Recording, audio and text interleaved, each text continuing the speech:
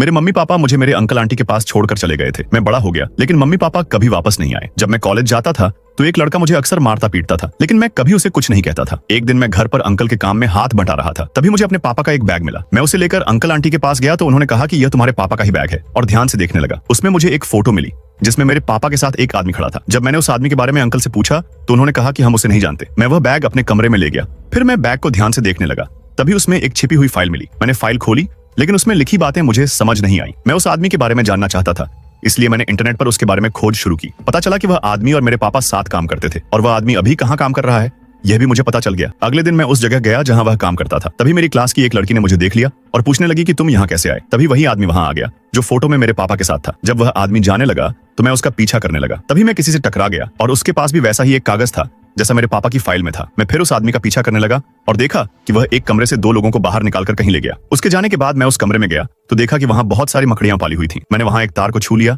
और अचानक सारी मकड़ियां गिरने लगी। उनमें से एक मकड़ी मेरे कपड़ों में छिप गई। जब मैं कमरे से बाहर निकला तभी उस मकड़ी ने मुझे काट लिया। मैं वहां से निकल गया। घर लौटते समय मैं ट्रेन में सो गया। तभी एक आदमी ने मेरे सिर के ऊपर बियर की बोतल रख दी। मैं अचानक उठ गया और ट्रेन की छत से लटक गया और सब लोग मुझे देखने लगे।